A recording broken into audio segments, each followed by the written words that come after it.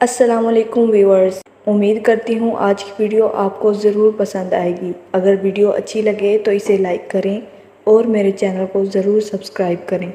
دعائیں کبھی رد نہیں ہوتی، پھر وہ تہجد کی ہوں، پھر کسی فرض نماز کی، پھر وہ ہنس کر مانگی گئی ہوں یا رو کر، پھر وہ کسی نمازی کی ہوں یا بے نمازی کی۔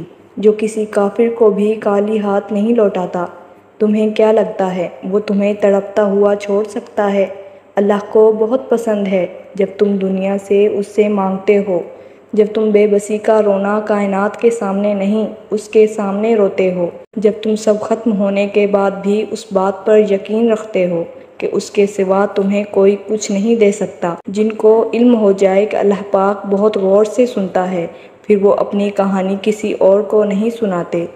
جس طرح ٹوٹے دل کی آہ عرش ہلا دیتی ہے نا، اسی طرح ٹوٹے دل کی فریاد بھی سیدھا عرش پر جاتی ہے۔ درد اور تکلیف میں لگائی گئی آواز کبھی انسنی نہیں کرتا، پھر چاہے زمانہ کتنی بھی رکاوٹیں کیوں نہ لگائے۔ اگر اللہ کسی کام کو کرنے کا ٹھان لے تو وہ پورا ہو کر ہی رہتا ہے۔ یاد رکھو سارے معجزے کیے ہیں، اور اللہ کی کن پر یقین جتنا پختہ ہوگا اتنی ہی عطائیں تمہاری منتظر ہوں گی۔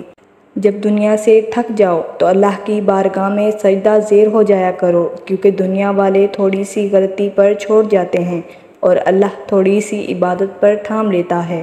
ضروری نہیں کہ دکھ ہی اللہ کے قریب ہونے کی وجہ ہوتے ہیں، کبھی کبھی اللہ کو تمہاری کوئی ایسی بات پسند آ جاتی ہے جو وہ تمہارے دل میں اپنا خیال ڈال دیتا ہے۔ بنا تکلیف دکھائے ضروری نہیں ہوتا کہ دکھ سجدہ کرنے پر مجبور کرے۔ جس کو اللہ خود بلانے کا ارادہ کر لے، اس کے لیے کیا غم اور کیا خوشی، وہ دل اللہ کو ڈھونڈ ہی لیتا ہے۔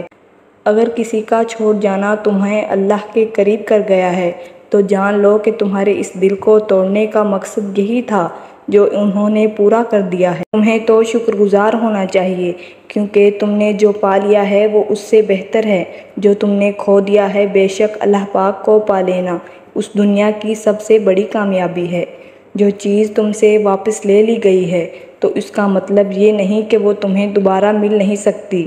اگر تمہیں اس چیز سے محبت ہے تو اپنے رب سے دعا کرو، بے شک وہ بہتر سے بہترین کرنے والا ہے، اور اس کی ذات پر یقین رکھو، وہ جانتا ہے تمہارے دلوں کی الجھی ہوئی خواہشات، اور یقین وہ خواہش کو تمہارے حق میں بہتر کر دے گا، کیونکہ اس سے بہتر کوئی نہیں جانتا کہ تم اس چیز کو پانے کے لیے کتنا روئے ہو۔ دعا کرتے رہو، یقین اللہ پاک کی مدد بہت قریب ہے۔